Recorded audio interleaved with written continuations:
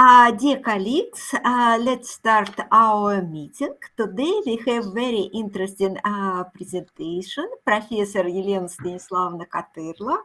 Елена Станиславовна, the floor is yours. Okay, thank you very much for invitation.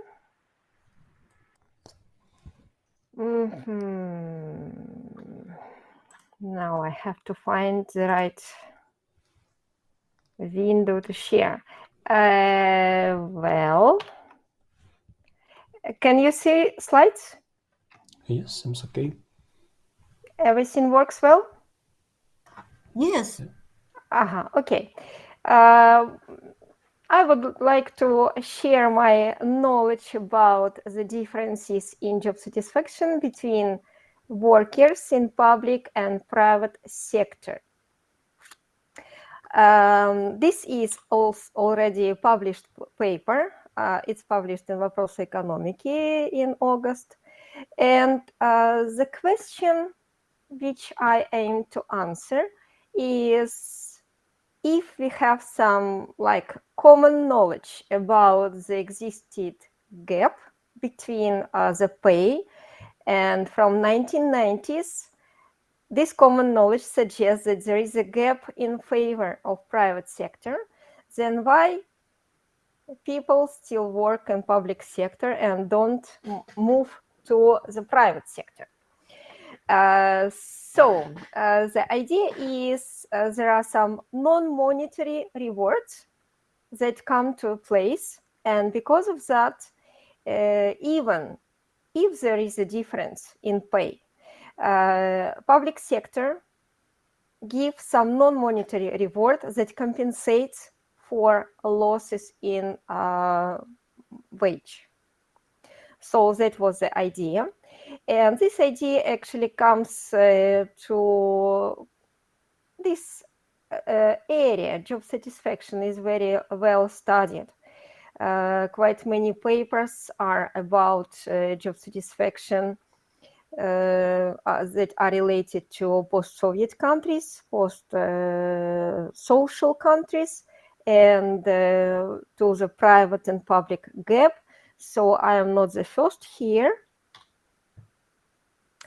Nevertheless, latest before my study papers were dated by 2000s, like 2004, 2006, and that makes it more interesting to study because we have very long period dynamics in private sector development, and over this last 20 years, even longer period, we would expect that the gap has reduced. So it would be interesting to see what was the dynamics and what has left, whether the gap still exists and how it is compensated, if it's compensated. If it's compensated, yes. Okay, so that was the idea.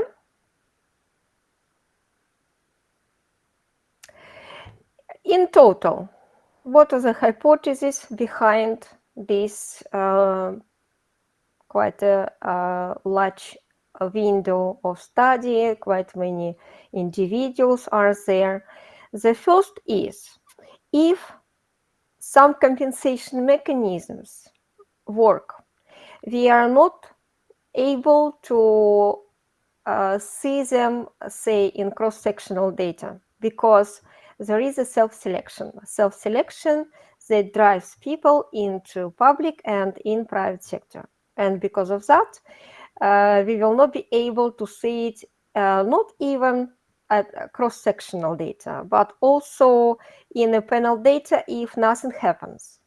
But if it's a macro shock, like a crisis, then during this crisis, it might be that public sector compensates this time by safe job places, by regular payments, and by security of jobs. So that was the idea, to see whether crisis time somehow affects the gap, whether it increases or decreases. Another idea is, behind this crisis time, public sector was several times reformed to make remuneration system more relevant to the current time. And these changes, these reforms that happened in 2008 to 2010, that was one, when we changed the system of payments. It was a tariff payment approach before, and after that, quite a large part of payment is related now to employer. So public sector employer decide how much and how even they will distribute part of their fund for wages. And in 2012-2013, there was another reform that was directed to increasing the level of wages in education and in healthcare because of outstanding low level of such payments and because of outstanding situation in education and healthcare. So we would expect two types of reactions. Say crisis would create a short-term fluctuation in job satisfaction, if any, and such reforming of remuneration system would create a long-term effect in job satisfaction, if any, and we would see it in the gap.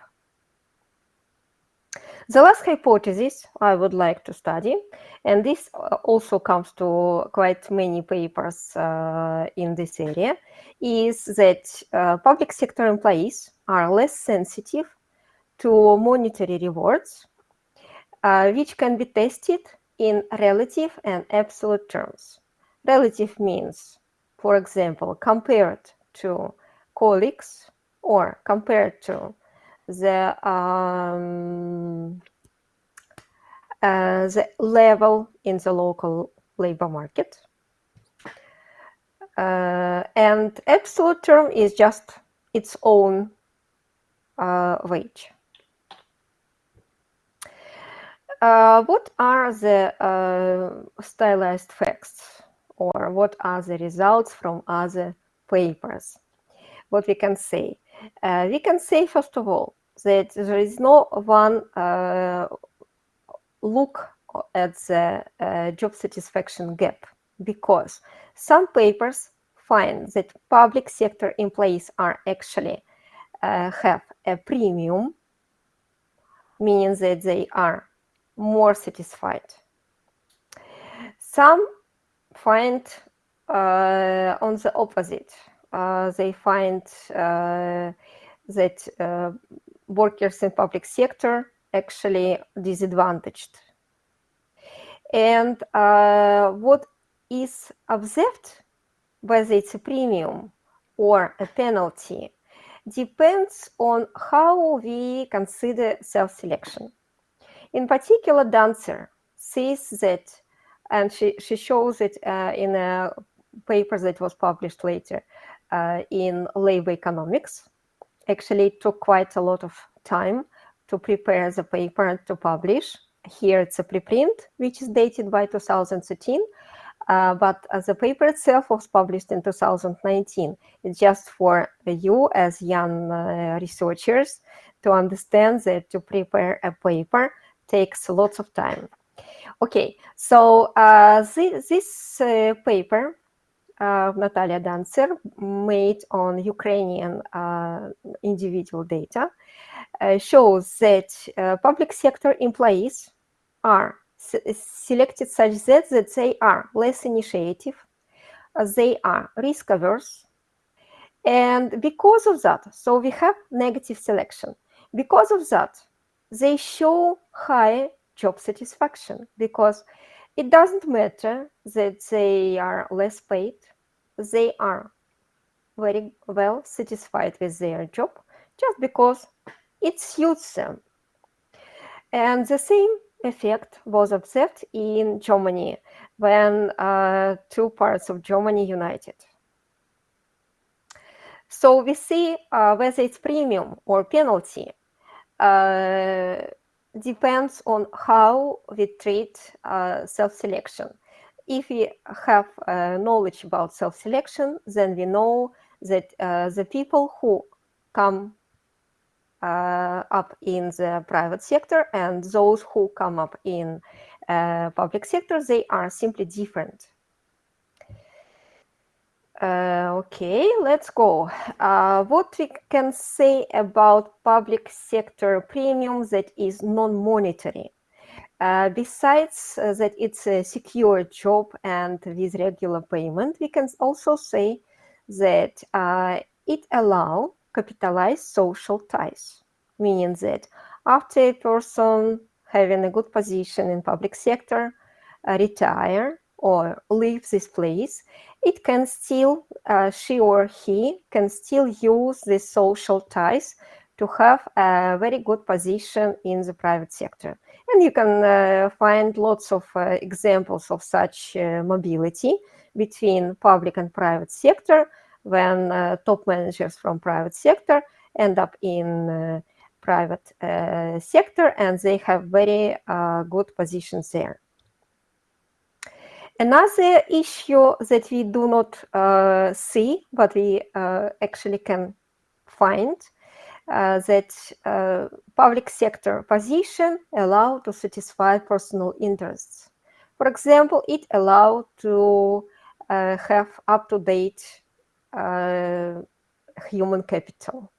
So to get to be well educated and to be educated on time.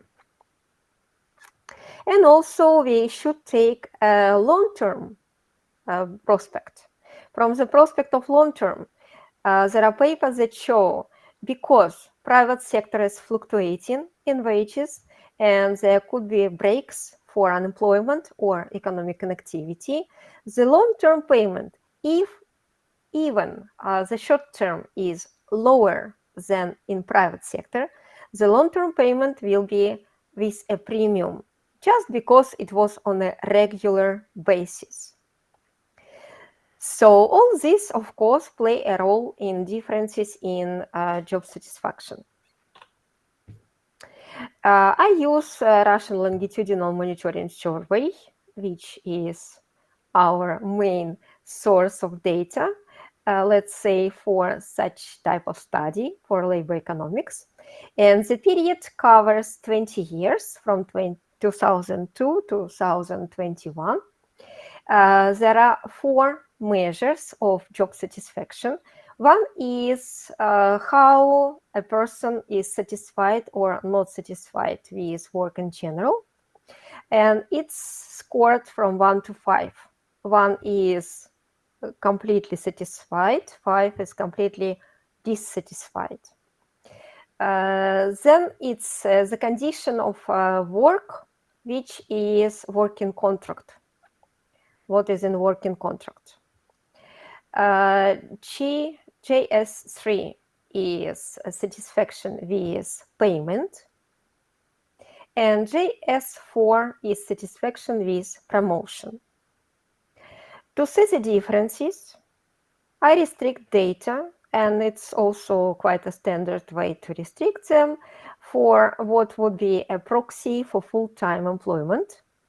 So the working hours range from 120 to 400 hours per month, because the data itself have quite fat tails with 5 hours a month at minimum and 720 as a maximum. And looking at data, we can state that these people are different even by observed characteristics. So what we can say as the differences? First of all, the data itself quite well balanced. 41 percent of observations is public sector employees, where it accounts for science, culture, education, healthcare, and it does not account for military sector and government. Private sector accounts for any type of occupation if the ownership is does not account for government or state in general. So, looking at transitions, where are the moves? Whether it's from private to public or from public to private, we see that actually the larger share is the movement from public sector to private. It's 8.3. From private to public, it's slightly lower, but I would not say that it's much lower. So it's more or less the same when we are talking about movements between the sectors. And it's not high. From this point, we could say that labor market is in a balance, in equilibrium. And everybody has already found his or her own place and is satisfied with that position. I also run Wilcoxon-Whitney test and median test for raw data to see whether we have the field for study, whether there is a gap. And in fact, already such tests without any controls, they do not show consistently significant differences in working contract satisfaction, in work in general, or in promotion. The only significant difference between public and private sector in job satisfaction appears in satisfaction with payment. And this, of course, favors private sector. So they are more satisfied with payment compared to public sector. Okay, talking about social demographic characteristics of public and private sector employees, we see that public sector employees are slightly older, 3 to 4 years, and they are more presented in the groups of 45 to 54 and 55 and older. I should say that these age groups compose such that within these age groups, job satisfaction is relatively stable. And the less satisfied groups is between 35 to 44, which is explained by their position in life cycle and family formation, that they have lots of obligations.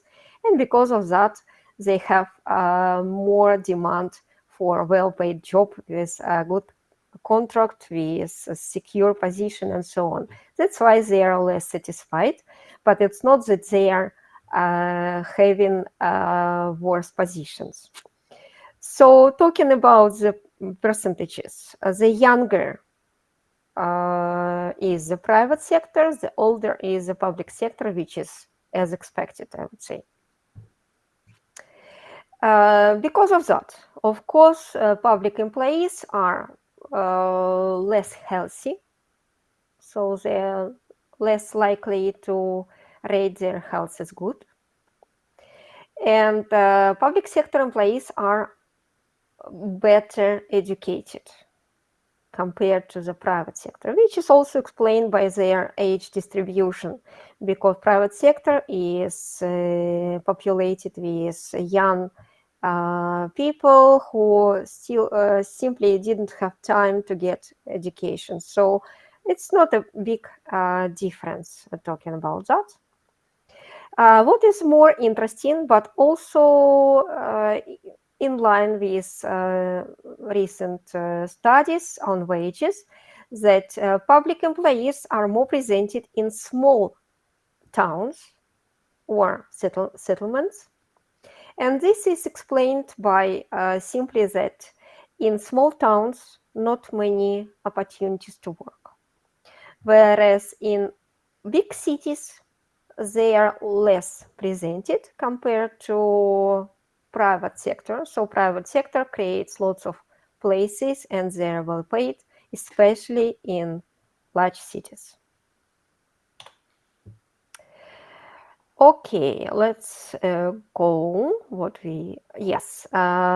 Public sector employees work longer at their last workplace, 11 years versus 7. What we can say, of course, their salaries are significantly lower. The same we can say about other household members, that per capita income in the household with public sector employees is relatively lower, which says something about self-selection. And what we can say, public sector, of course, have secure job, which is seen in the probability to be forced to take a leave at the initiative administration during crisis. This is lower compared to private sector. Unfortunately, public sector employees are less likely to be promoted, but they are more likely to change their place of work, but still within public sector. So it's a movement from one place to another, but still in the public sector. And what else we can say here? That actually already raw data suggests that public sector gives some premium. In particular, they more likely to trust to their colleagues and their boss, and they are more likely to consider their work useful. So that's what we could associate with non-monetary reward that have public sector employees. Okay, because we have scores from 1 to 5. First of all, I change them and make that the 5 is a maximum and 1 is a minimum. So it will be easy to interpret the coefficients.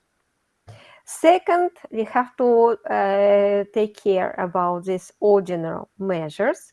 And you see the graph, which shows that the more presented here is mostly satisfied.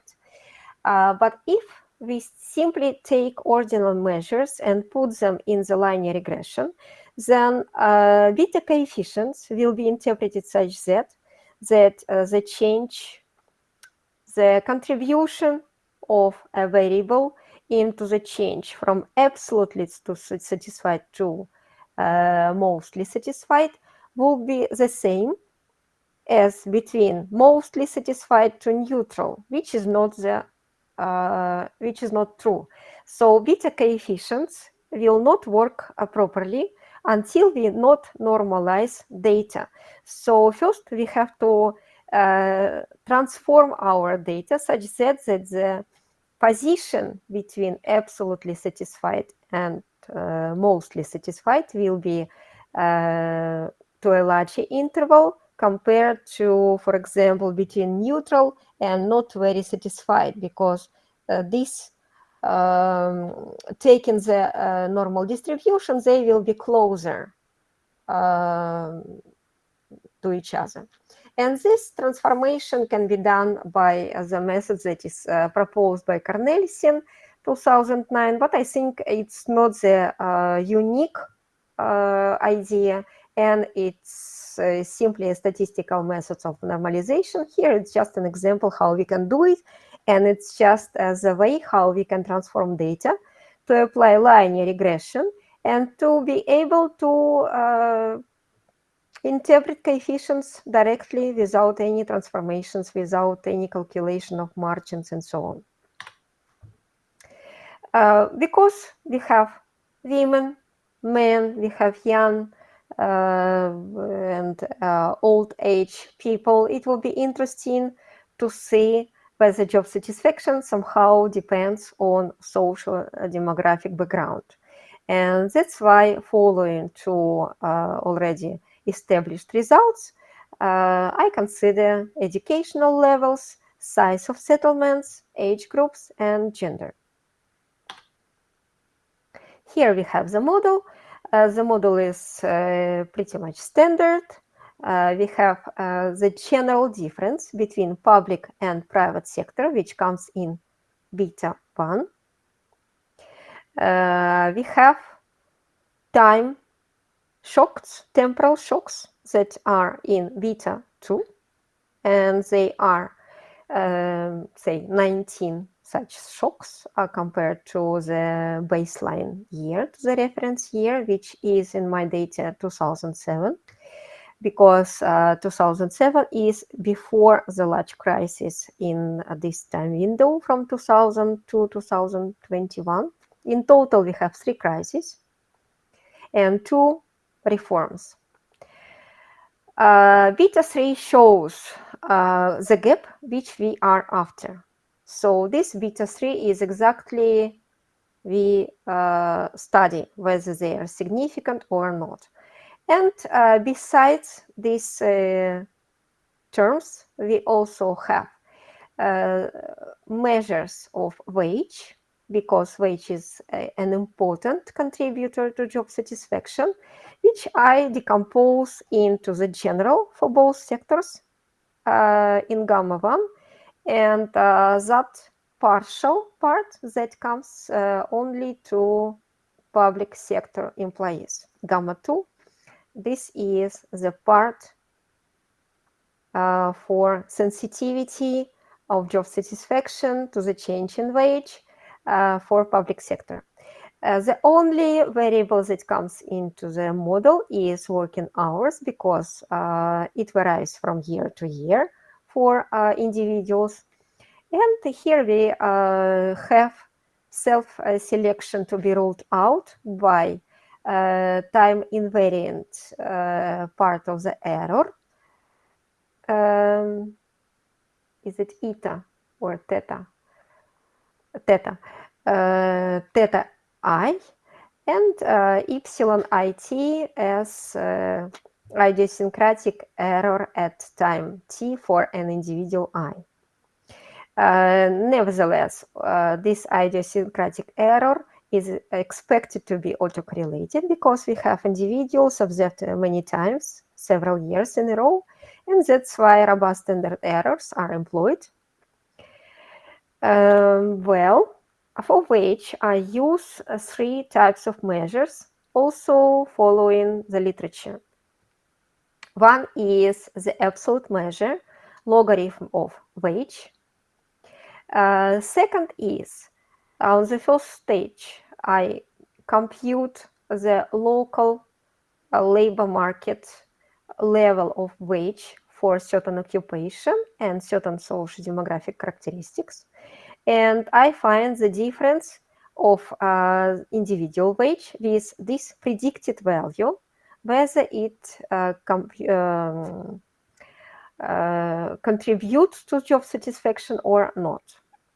The third approach is comparison with the median in the local labor market. And this comparison, following CART 2012 with his co-authors, is composed from 2 parts, wage above the median and wage below the median. Why is it so? Because CART has found that workers, they are more sensitive to penalty when wage is below the median, then they enjoy that wage is above the median. So because of that, we also divide it into parts. And I start with the wage gap, which doesn't take anything, which doesn't have anything with job satisfaction. But this is the reference point. This is where we start, right? If such gap exists, then we would be asking ourselves why people don't move from one sector to another. If such gap does not exist, then everything is fine and equilibrium has already achieved. What we see here over 20 years, that in 2000s, this gap was dramatic, and it showed that private sector was better paid compared to public sector. And the difference was, for the starting position in our data, about 20%, but then it was step by step decreasing, and we see already from 2016 that 95% confidence intervals cross zero, which means that we do not have significant wage gaps starting from 2016. So the policy, which was aiming to increase wage in public sector, was successful. But nevertheless, this graph suggests that there is a response to crisis time. For example, in 2009, we see that 2009 was such difficult, such hard time for private sector that gap disappeared. Then it appears again, but in 2009 it disappeared. What we also see, we don't have data, but I should say that in 1990s, the gap was much, much larger. Okay, let's go further. Now let's have a look on dynamics in job satisfaction for both sectors. For both sectors, it would be interesting to see whether, here it's the reference year, 2002, you see, how the job satisfaction in general was changing over time. What we see that it starts from quite high positions, then this dynamics goes down by some reason. It's difficult to explain. Maybe there were some expectations about prosperity, which was associated with doubling GDP during 2000s, promised by our president. It never happened. Or maybe some other reasons, but you see that there is decreasing dynamics until, let's say, anti-sanctions in 2014. And anti-sanctions are associated with an increase, following increase in job satisfaction. Why is it so? We can think that the reference for job satisfaction might be a situation of those who lost work. And compared to those who lost work, every worker felt satisfied because he or she was still paid in the time when every fifth person lost his or her job. Maybe because of that. Maybe because of some institutional changes. It's difficult to say. And it's also interesting that in 2021, we see that we come back already to the same job satisfaction level that was in 2003. So there is no difference between the starting and the final point. Here we can say that it's related to gains in amenities due to online work. Okay, here is the dynamics with working contract. Quite interesting that the increasing dynamic starts in 2011. So we might expect that there were some institutional changes, and it's difficult to say what is the main institutional contribution because many things happened at the same time. First of all, a new system of payment was introduced into public sector, and it lasted from 2008 to 2010. So maybe this is a contributor, but maybe national programs which were aiming improvement in healthcare, in demographic processes, everything was doing and contributing in such dynamics. So not easy to say, but we are not about interpreting these dynamics. Talking about salary satisfaction, pessimistic picture, you see, decreasing satisfaction starting in 2000s, and now still it's on the same low level. So people are not satisfied with their salary.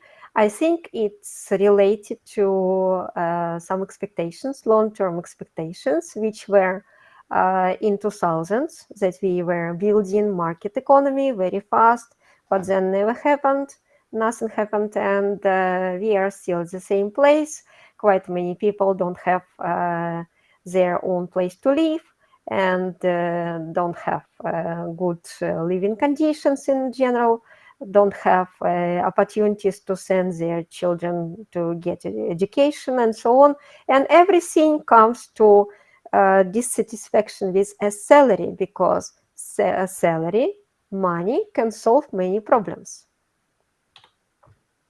And satisfaction with promotion, some fluctuation around 2014, seems like that, around 2012, 2020, the time of coronavirus. And well, that's about the general dynamics. Now we are going to see the gap. So that's about the gap. And we see nothing. We see that intersectoral gap in overall job satisfaction does not exist. And we can't interpret that there is some contribution of crisis or reforms in the wage system in public sector that could change this situation. The same with working contract. Some fluctuation, but technically the results are insignificant. Intersectoral gap in satisfaction with wage. Here we have a relatively different picture. We see that, first of all dots besides the first one are above zero, suggesting that point estimates for public minus private job satisfaction are positive. And besides them, we have at least 90% significant positive job wage satisfaction in 2006, in 2009, in 2019, 2020. So there are some years when we at least see 90% confidence interval above the zero line, suggesting that public sector provides a greater satisfaction with wage, at least at some point. Although we can't say that this is related to crisis, besides 2009, when it's clearly related to a hard situation in private sector. Nothing is related to sanctions and counter sanctions of 2014. And again, the premium in a wage gap does not start at COVID-19 time, it starts a year earlier. But in fact, there are papers that state that crisis time has started in 2019. It was already a year of stagnation in Russian economy, and that's what we see in the difference. So public sector is more satisfied with wage compared to private sector. Here it's satisfaction with promotion that suggests less likely to be satisfied with promotion being in public sector, and especially it was seen in 2021. Talking about social demographic groups, we can see that they were special years when, for example, secondary education demonstrated high satisfaction with promotion, like, for example, in 2015, men were more satisfied with work in public sector in that crisis 2008-2009, which was especially hard for public sector, for private sectors. And again, secondary education groups, young groups of workers were satisfied with promotion in that time, 2009. Also, large cities public employees were satisfied with salaries more in 2009 and 2020, which suggests that there is some reaction on crisis time, but not that we see it and that the results are one way, can be interpreted in one way. Some groups, yes, some groups, no. Still, we can say that public sector or some groups could serve as a safe haven during macroshock, like for men during 2008-2009, or for retired workers in 2020, or large cities during the COVID time. What we can say about job satisfaction? Why do we see such a picture? First of all, we should say that people used to answer this question with some inertia. So if they used to say, okay, I'm okay, then next year they will also answer, I'm okay. If they used to evaluate it pessimistically, everything is just awful, they will do it next year as well. So this is, of course, limitation of the study. What we also can say, yes, I was going to tell you about contribution of wages. Talking about contribution of wages, we see starting from the second contributor, a second row. The first is for working hours, the second is for the absolute wage, two indicators, then it's for comparison with the reference as the labor, local labor market level for the occupation. And then there are above median and below median, also with a contribution for public sector as additional contribution. What we can say about all these measures? First of all, yes, wage, both in absolute and relative measure, contributes to job satisfaction, and that's for sure. Everything is significant. Talking about sensitivity of workers in public sector, whether they are sensitive to wage to the same extent as private workers or less. Here we have some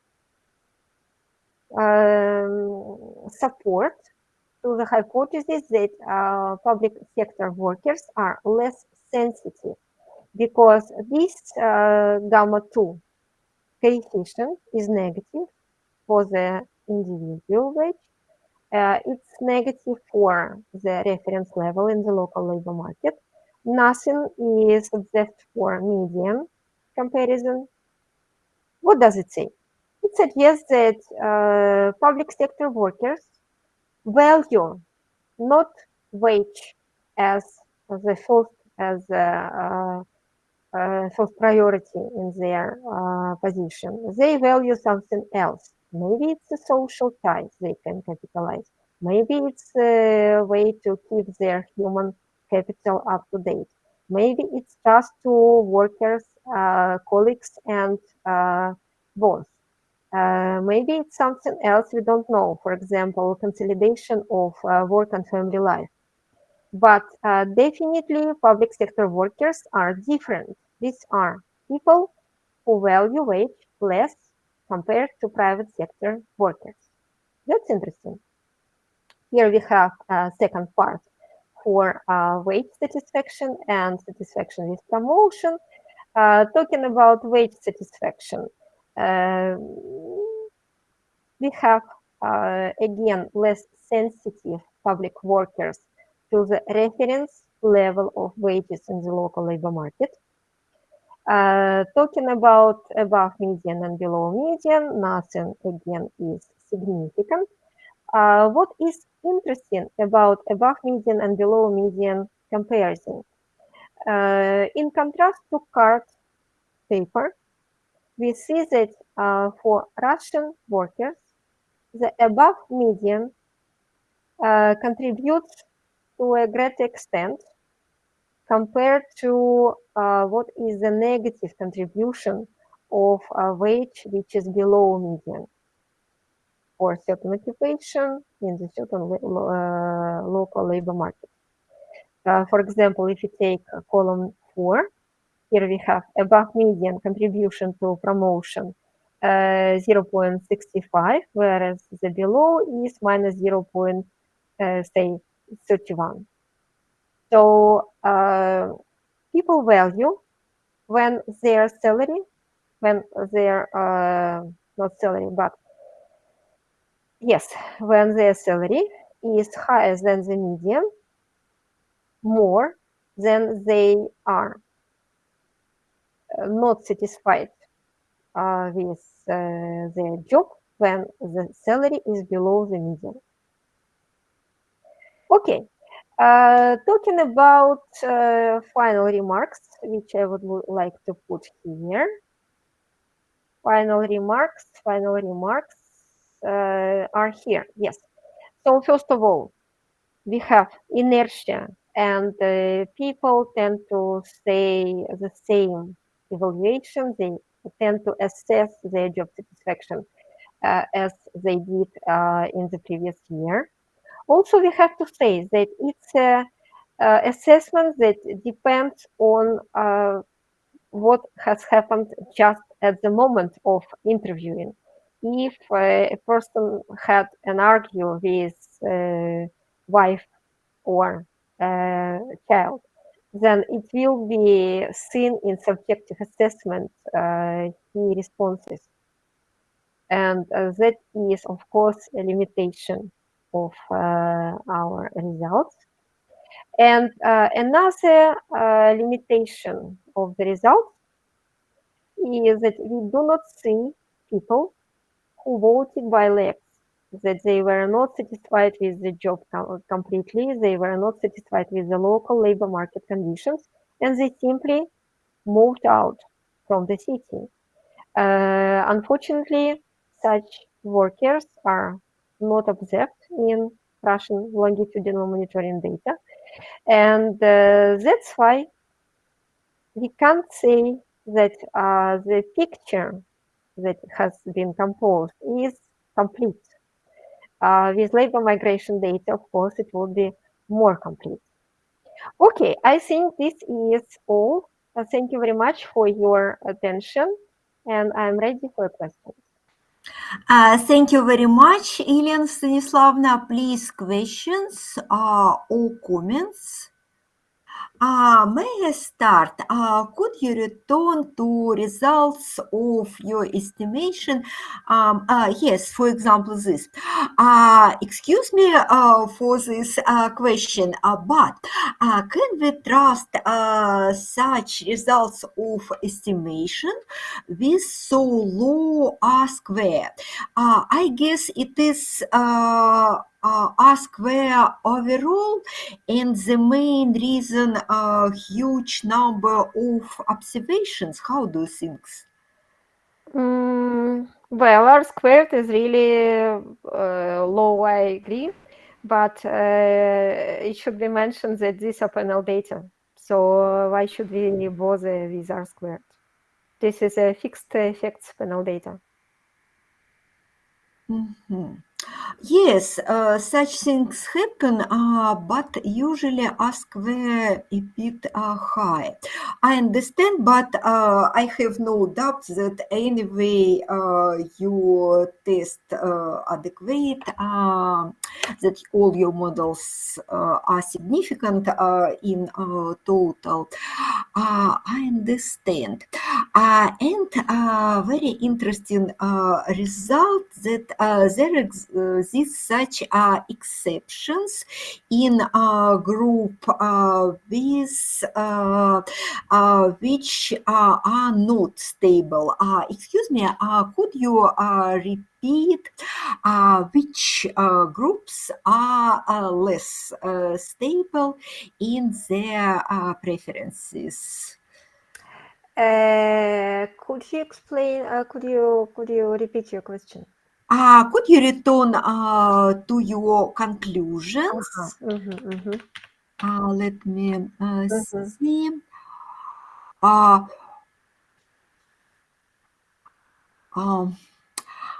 Maybe I see publics are less sensitive. Maybe previous slide. Excuse me, I don't. Previous one, excuse me.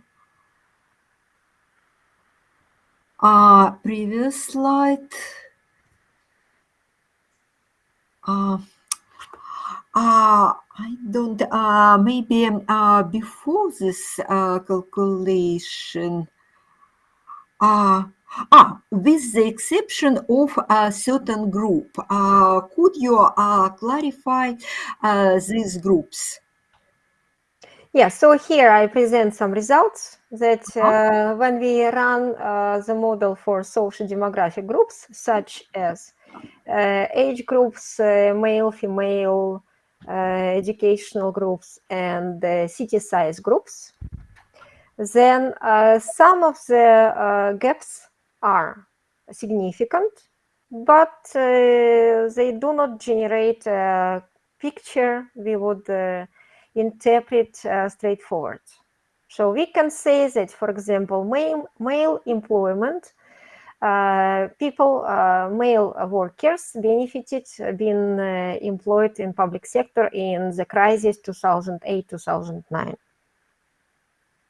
And retired workers benefited during crisis and during pre-crisis years, even 2012, 2013. So it's difficult to say whether it was a delayed effect of the reform in the public sector payment system or it was something else. Thank you. Please, other questions or comments? Елена Станиславовна, I have a few questions. First, it was not quite clear to me that why in your data at the beginning you mentioned that you excluded, I believe, employees like from government authorities, military sector, like law enforcement organizations. It was slide 8, I believe. Yeah. So what was the reason behind? The reason is that government and authorities, they usually decide about the size of payments themselves. And it's quite different from what we see in educational sector or in healthcare. And they are not numbered, I should say. The same is with military armed forces and so on. They are paid by different system. So that's why they were taken out. Because if we mix, then we will have quite high payment in the public sector. which is not relevant to science, culture, education, and healthcare. So let's say I compare not public sector, but a budgetary sector, those who in Russian called бюджетники, for whom we have more or less transparent data, how the payment system works. Yeah, I see some difference in payment systems. Okay, and next, I believe at slide 10, you mentioned, yes, so at the beginning I was wondering about the differences in regarding the job stability, the payment stability, how common are the how common for employee to fire in the public sector, and you mentioned that there is a risk assessment for it, like 2%. It's not about firing. It's not about firing. It's about to take leave, but to keep the contract working. So it's unpaid leave, and they keep their position.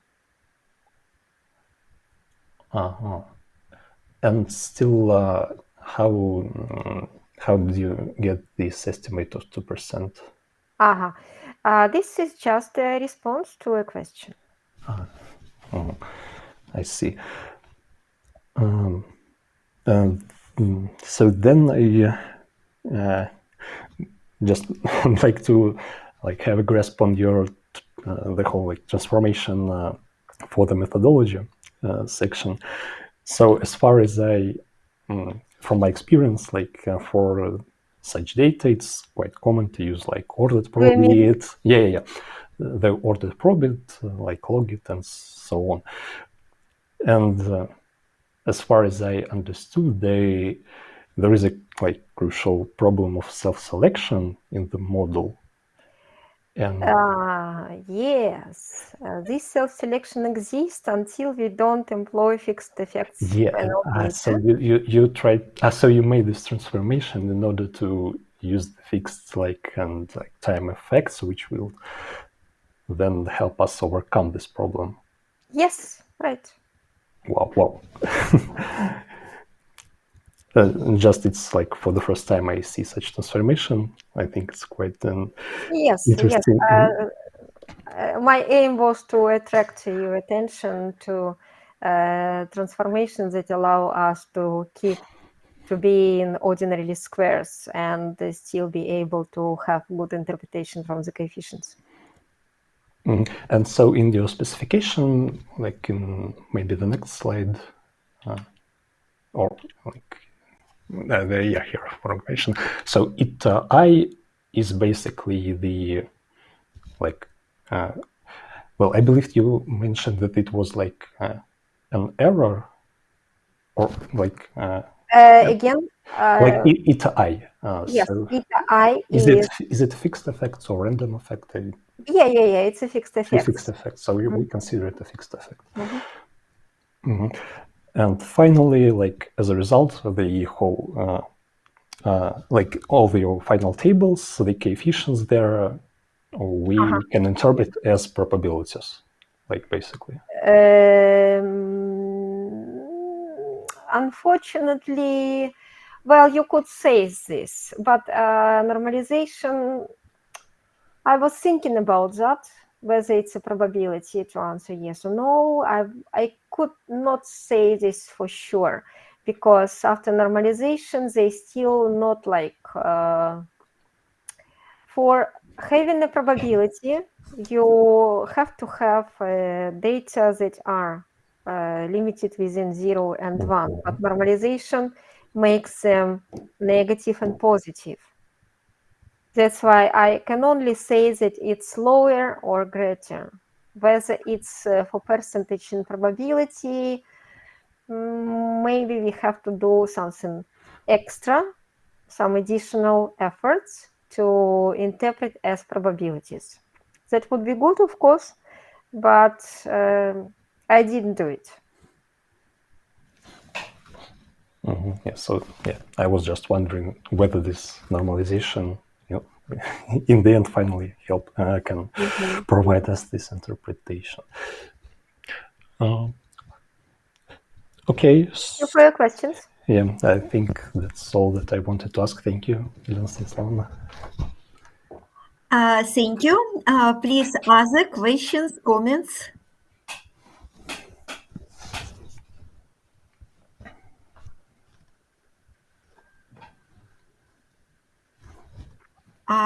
If we have no additional questions, thank you very much, Елена Станиславовна, for brilliant, really very interesting presentation, very useful for our students. And I propose to make, as usual, our joint photo.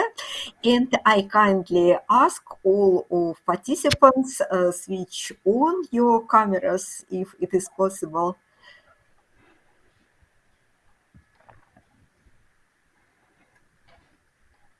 Amina, is it possible to see you?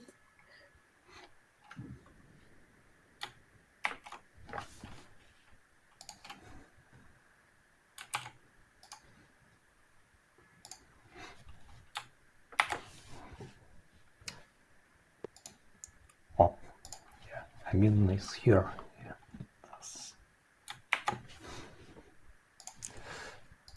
Just a second. Yeah, so now, yeah, we have a picture with Amina, so it's okay. It's okay. So I finished the recording, I guess, for today.